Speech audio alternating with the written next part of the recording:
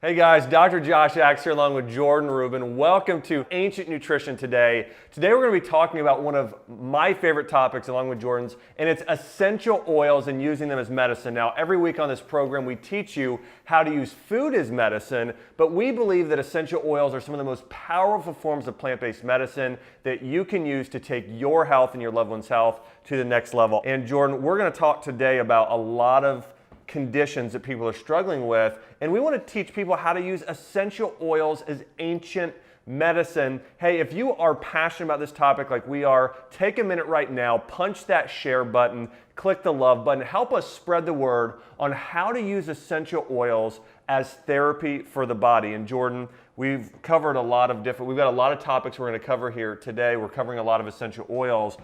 Tell everybody a little bit about this sort of, Eastern medicine versus Western medicine. There are a lot of people today that first turn to synthetic drugs and medications rather than trying a natural approach. Why is that? And what are you seeing right now in people moving back to, ancient medicine? Well, first of all, you should let us know if you also decided to wear some shade of purple or lavender, because this was not rehearsed, but lavender is one of our favorite essential oils. There you go. So if you're wearing purple today or some variant of it, go ahead and tell us. Today I'm seeing more than ever an interest in essential oils. It is sweeping the world. Yeah. Yesterday I did our very first interview or pre-interview for our brand new book, Essential Oils, Ancient Medicine. This over 500-page manual, 512 pages, is going to be coming soon to a mailbox or FedEx near you. But we want you to get excited about this book. This is something that I'm already excited about using myself, and I was a co-author. We are really absolutely enthusiastic about people today using essential oils as a first line of defense. Here's the thing. Today you're going to see certain essential oil recommendations for diabetes. You're going to see it for infections, bronchitis. You're going to see essential oil recommendations for cancer. But let me be very clear. We are not suggesting using essential oils instead of medicine. This is not simply an alternative. But let's face it, when you have an infection, before you go to the doctor, wouldn't it be great to do something? Yeah, if you've got a fever, before you take your child to the doctor, wouldn't it be great to do something? Having some power within ourselves to take control. So this is not about use this instead of that solely. In many cases, you can do that, but we're trying to meet you where you are. And if you're under medical treatment, for example, diabetes, what we're going to share with you can augment that, because these are natural, these are historical, and they're powerful. Jordan, let's jump in and talk about inflammation.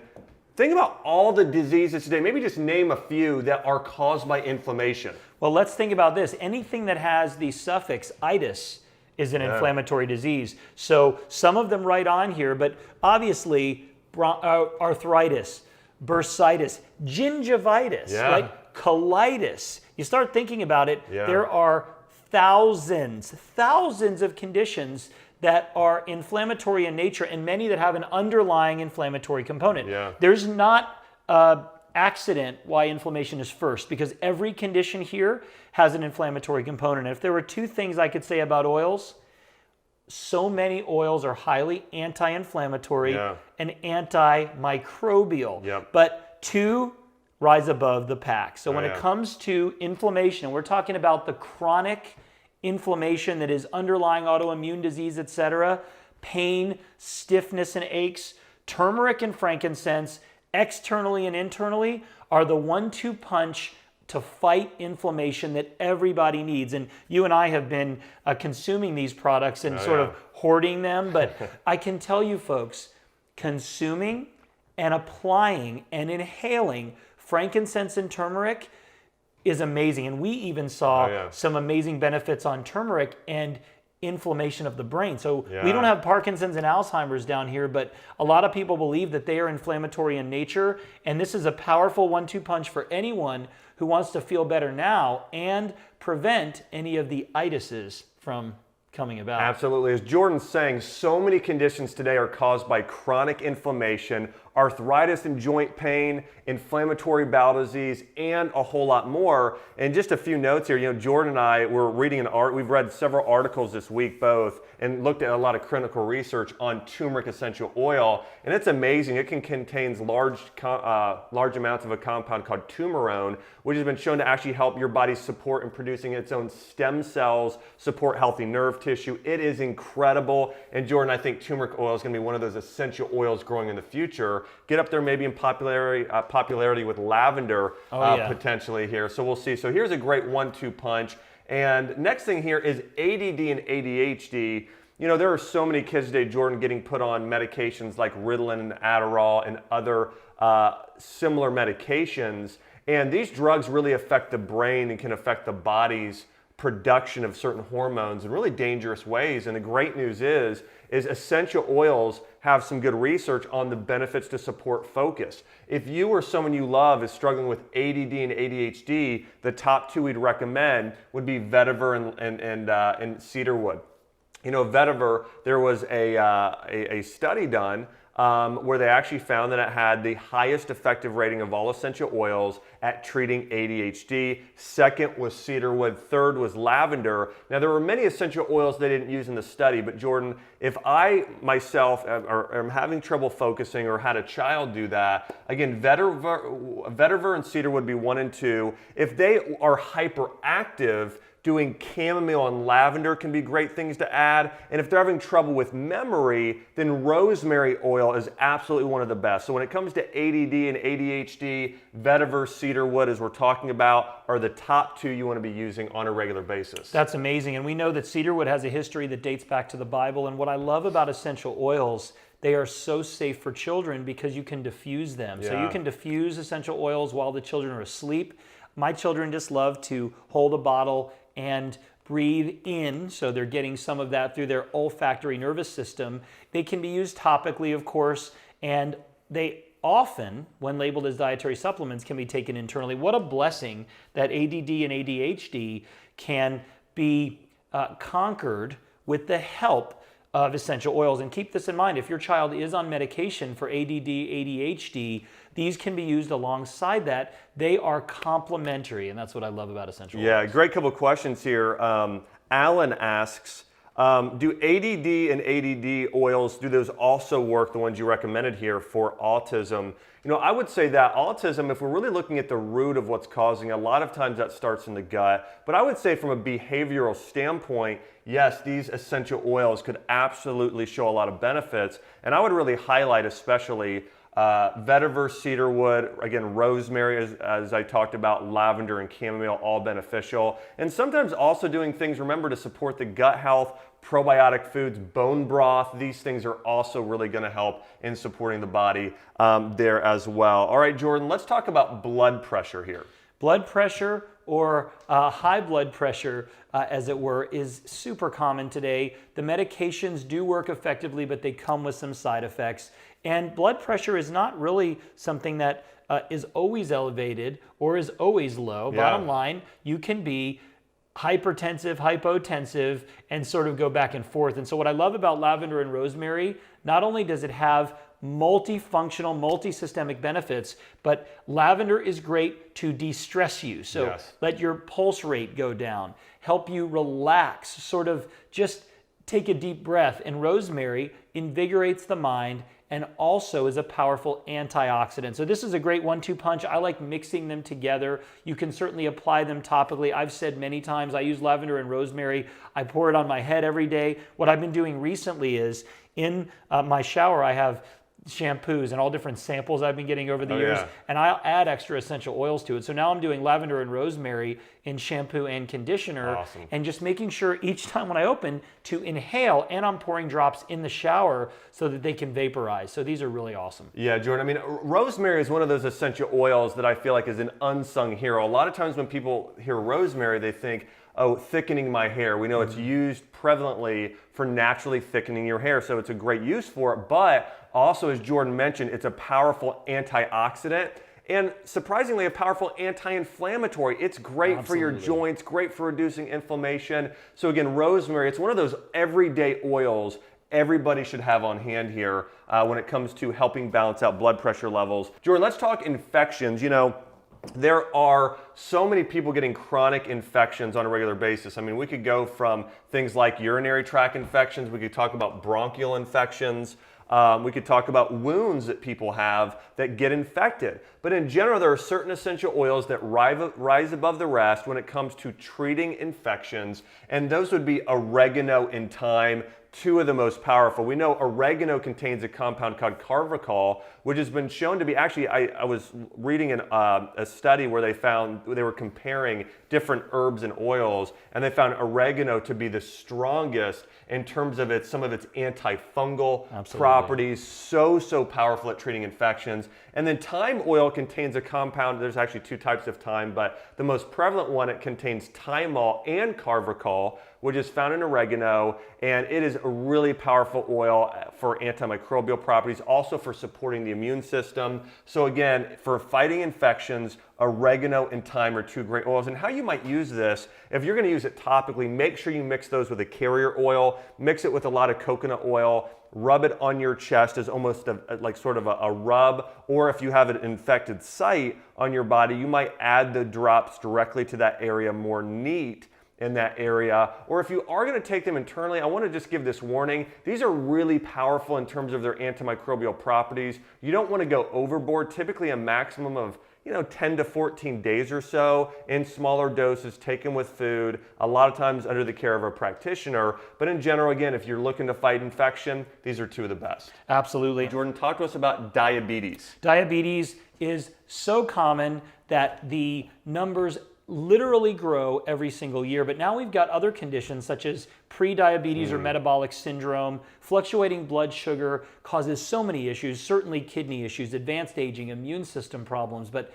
diabetes, whether you're on medication or not, can be corrected through diet and essential oils. And cinnamon is just the superstar when it comes to diabetes. Certain compounds in cinnamon actually mimic insulin. Yeah. And when you look at the original work that I did with the Maker's Diet, I would say that all health conditions have three underlying I's: inflammation, infection, and insulin. Wow. Now this recommendation is good for everybody out there if you're overweight, if you've got mood swings, if you have imbalanced blood sugar at all. Cinnamon, which has so many great benefits, tastes wonderful. Use it externally, great in blends for inhaling, and wonderful to consume as a supplement. I recommend, if you want to balance your blood sugar, consuming 2 drops of cinnamon essential oil, either in food, it's great in applesauce, obviously, good in juices, good in yogurt, etc.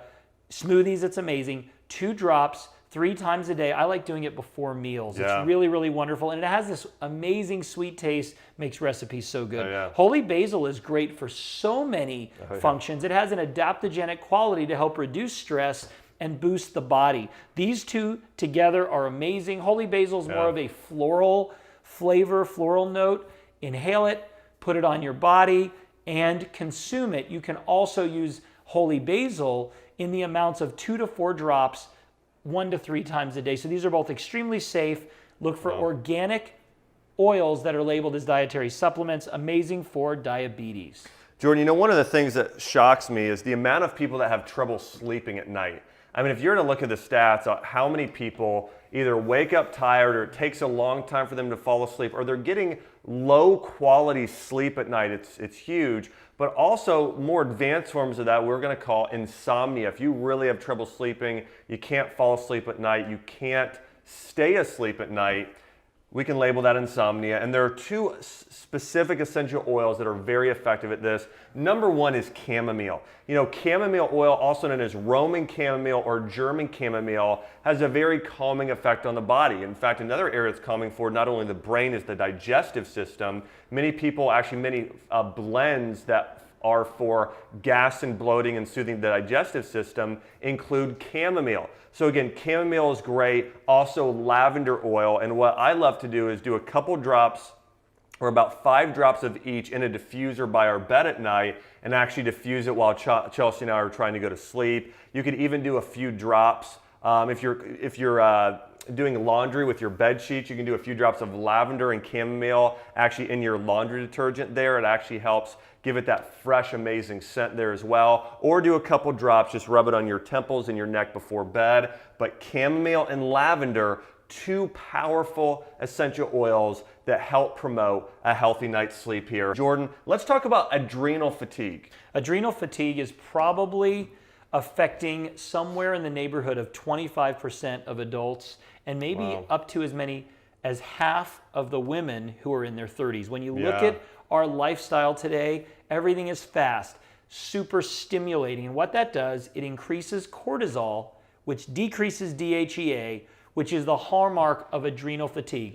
You're tired, you're grouchy, you're a little bit pudgy in the middle, your skin doesn't look as soft and healthy as it used to, and the list goes on and on. You get angry, etc. When it comes to adrenal fatigue, holy basil is a powerful adaptogenic oil, and rosemary, due to its antioxidants, its protective effects, and its mildly energizing benefits, are a great combo. These would go wonderful together. They would taste great if you consume them internally. You know what would be awesome here is to make a tea or an infusion. So put hot water with 1 to 2 drops of holy basil or rosemary, and even do the combination.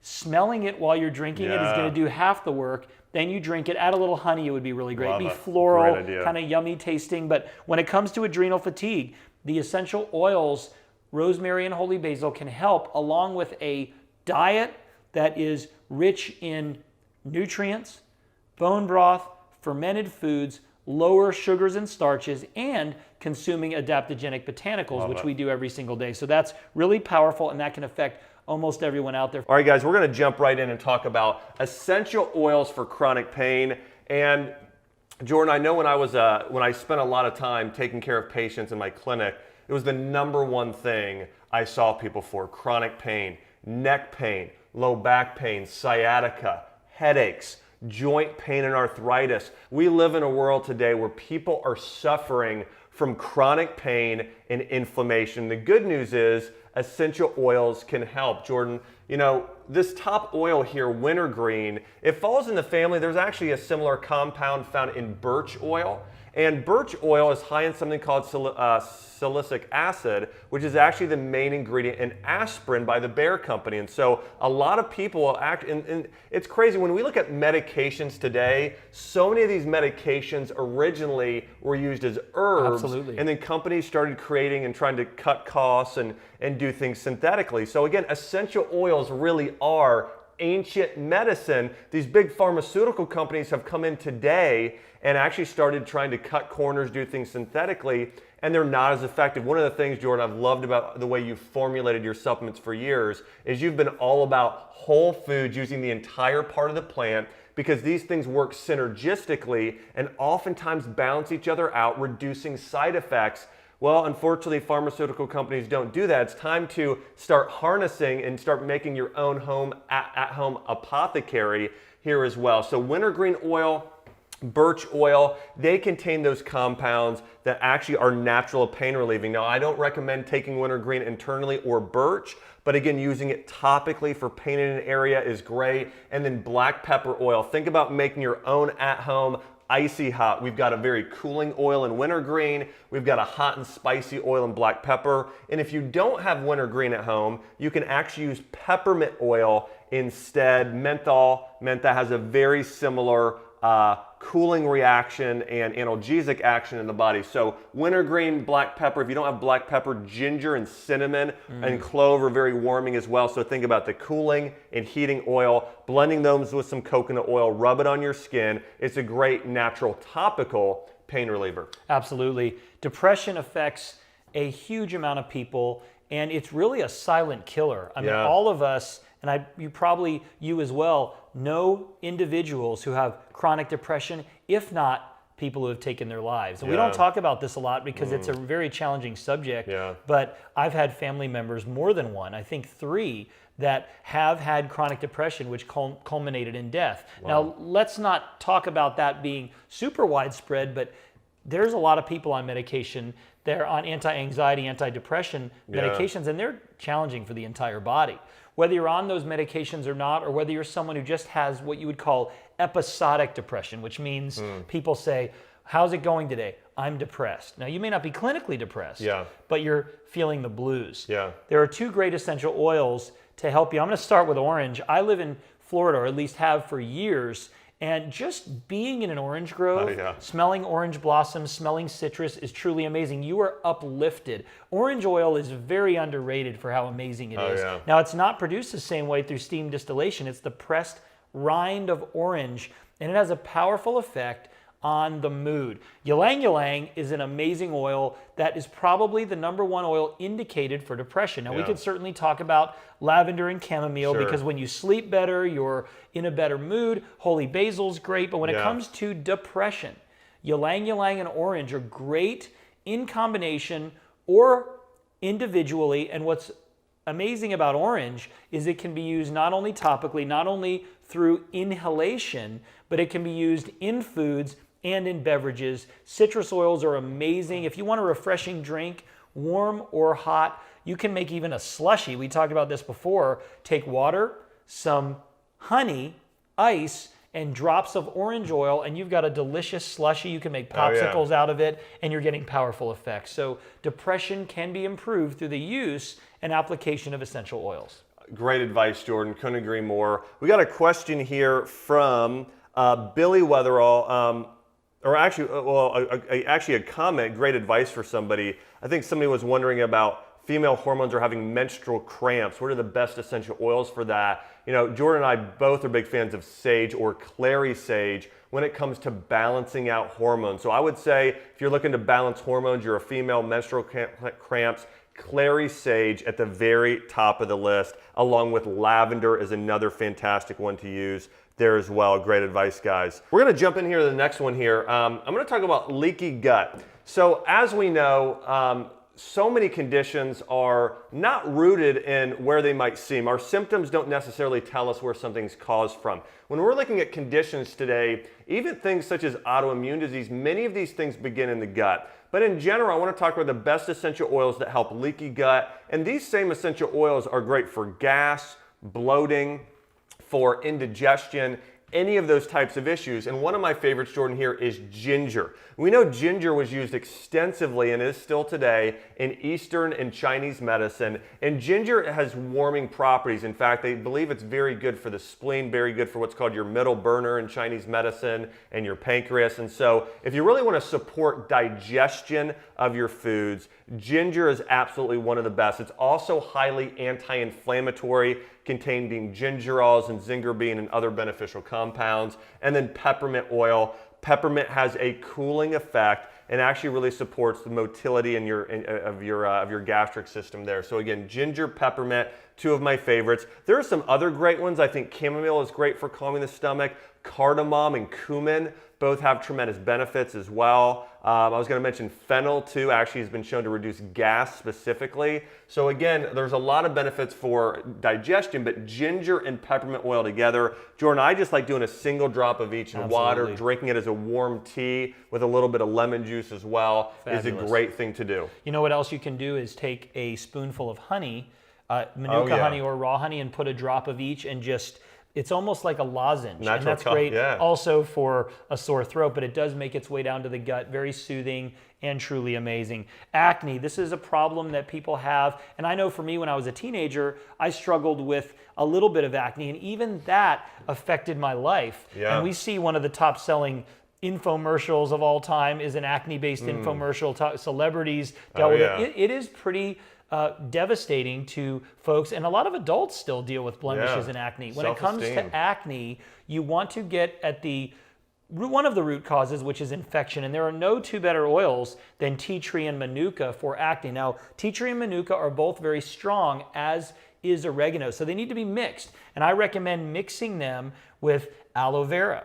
You can do that sort of as a step 2 of a treatment. You can use a cleanser and put a couple of drops of tea tree and manuka in the cleanser.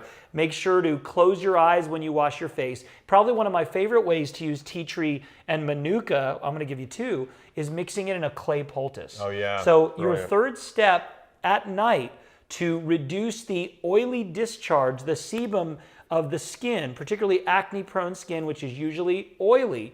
Take some clay. You can get a bentonite type clay that's in a powder, mix that in water, and put a little bit of tea tree and manuka and apply it to your problem areas. That's an amazing mask that will help dry out and destroy germs that cause acne, or at least are implicated in acne. I would not recommend either tea tree or manuka taken internally, even though it has been done in severe cases of infection. Another way to use tea tree and manuka is to mix it in honey. So manuka oil can be mixed in manuka honey. And when you do that, it's a little bit sticky, but it's absolutely great for your skin. It's been used for thousands of years as a treatment. So topical treatments for acne, tea tree and manuka. For oral issues when it comes to acne, the anti-inflammatory oils, turmeric and frankincense are amazing. You can consume oregano and thyme for the anti-infection, and now we're on bronchitis. Here we go, bronchitis. So remember this, if you have bronchitis, croup, anytime you have some of that phlegm that's resting within your lung space, we want to do several things. One, we typically want to warm the area. Two, we want to reduce stagnation and start moving things in that area as well as it natural decongestion. And number three, we want to eliminate any type of infection that's in the area as well. So in order to do that, here are some of the best oils. Eucalyptus is a powerhouse when it comes to helping open up your airways. You know, this is a popular one out of Australia specifically, and this has been shown to be one of the best essential oils specifically for decongestion. If you really want to start moving that phlegm in these things and sort of break up some of the things that are in your throat, in your chest, eucalyptus is powerful. And then thyme is great as well. Thyme essential oil is one of my favorites. Thyme contains thymol, and it's one of the most antimicrobials out there today that still is, I would say that it's more gentle than oregano, but also has very widespread antimicrobial properties, being antifungal and antibacterial. So again, thyme and eucalyptus are great. Also, actually, lemon oil is another good decongestant. You want to start getting some lymph and things moving in your body. I would add lemon oil to this list. And then even things like ginger and cinnamon, they're more warming or good. So a lot of times in treating some of these different conditions, it's good to do a blend of essential oils, harnessing the power, and a lot of times they can work synergistically together. Absolutely. Candida overgrowth or systemic yeast. This is one of the conditions that essential oils are best at conquering. When it comes to Candida, there are a handful of great oils to lower the amount, but none are better than clove and oregano. Clove is highly anti-infection. It is amazing against fungi. You can inhale it. You can also consume it, which is really, really powerful. It just works extremely well. And oregano, it's just the best when it comes to fighting Candida. Remember what we talked about earlier. Oregano should be used in shorter duration. So 10 to 14 days, then take some time off. I would recommend 1 drop of each 3 times a day. You can do it with food. You can do it on an empty stomach if you've got serious systemic Candida. Take a great quality probiotic and consume fermented foods during the same day, not at the same time, but during the same day. But if you've got Candida, you absolutely need to be inhaling and consuming clove and oregano. These are also highly anti-inflammatory and some of the highest antioxidant substances on the planet, which help your body in so many ways. Antifungals out there are very single-minded. They're very focused on destroying fungi and leaving whatever collateral damage. Clove and oregano will give you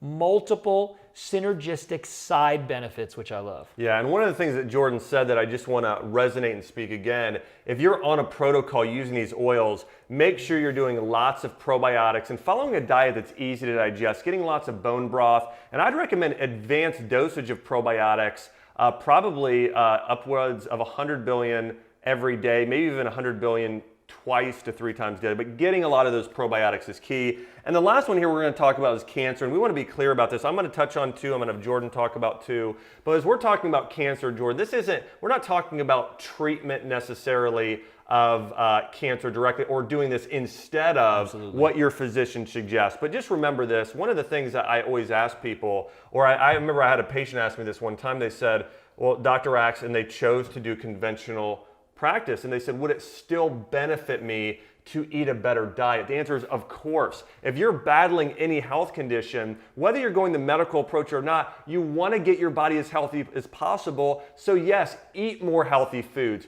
use healthy supplements, use essential oils in the right way. You're just overall, it's going to help get you healthier. And as we talk about cancer right now, Jordan, I know this is something we both feel so passionate about. There are millions of people diagnosed with cancer all across the globe today, and they need to know how to use essential oils as natural remedies in supporting the health of their body. So hey, do me a favor right now, help us spread the message on how to use essential oils for cancer. Take a second right now, punch your share button if you want to help us share and spread the message. And this is information, Jordan, I wish my mom and my family would have known before she was diagnosed a long time ago. So I'm going to touch on the bottom two and have you talk about the top two. I'm going to talk myrrh and turmeric. You can talk frankincense and lavender. You know, myrrh oil, one of my favorite essential oils. You know, many of these oils contain a compound called alpha-pinene, which has been shown to cause apoptosis of cells. So it's actually programming cell death of cancer cells. Myrrh is one of those essential oils that has that. So myrrh actually in certain cases just as powerful as frankincense in fighting cancer. And then turmeric. Turmeric contains two powerful compounds, turmerone and curcumin, higher levels of turmerone. Both of these compounds have anti-cancer benefits along with a whole lot more benefits. So again, I think that these are two of my favorite oils. Talk about the other two here, Jordan. Absolutely. And one thing I want to mention on myrrh, if you've got any oral issues, there are people that, particularly men, that have had tobacco, I don't want to say addiction, but have consumed a lot of tobacco, chewed, etc. Myrrh is great as a mouthwash, any type of oral issues, whether it's cancer or not, and myrrh can be consumed in small doses orally. Turmeric is great orally, topically. It might stain a little bit, but believe me, it's well worth it. And if you've got any skin issues, those are both great applied with a carrier oil. Well, lavender and frankincense are really important. Frankincense, if you do the research, you'll find that frankincense has been studied in animals and some small human studies to radically boost the immune system and works great along with conventional treatments. Always check with your oncologist, your primary care physician. Frankincense is amazing inhaled, consumed, or applied topically. And lavender, folks, let's face it, when you're diagnosed with a disease that evokes fear and terror, you need to de-stress. Lavender is great at de-stressing the body. It may not be directly anti-cancer, but I don't know a single person who's going through cancer or a loved one of that person that couldn't benefit from the stress-reducing, sleep-inducing benefits of lavender. And if you've got skin conditions or you're dealing with even wounds, scars, or any type of surgical removal of, call it a skin cancer, putting lavender on there is absolutely great. Lavender soothes. You can put it on directly, and it is, I always say for lavender, skin, stress, sleep. The 3 S's. Folks, we take this very seriously. When you are dealing with cancer, every optimal and really every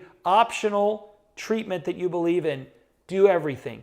Don't allow this disease to beat you spiritually and certainly not physically, but make essential oils a complementary part of your cancer program. Or if you're somebody who has a history of cancer, instead of getting prospective surgeries, why not implement powerful therapy such as essential oils? And folks, there's so much more to say, but we're about out of time. So if you're watching today and you're dealing with inflammation or depression or candida, you want to lower your blood pressure, you want complementary strategies to work along with your treatment, you've come to the right place. I'm so excited you watched today. And remember, Dr. Josh Axe and myself are here every weekday, 10:30 a.m. Central Standard Time. We also have some cool pop-ins occasionally, and we want to transform your health. So make sure to share this life-saving information with those you love. There's so much interest in essential oils, but not enough information. So we're all in a debt of gratitude to you for creating so much information. Thanks. So Josh, what would you say to somebody who just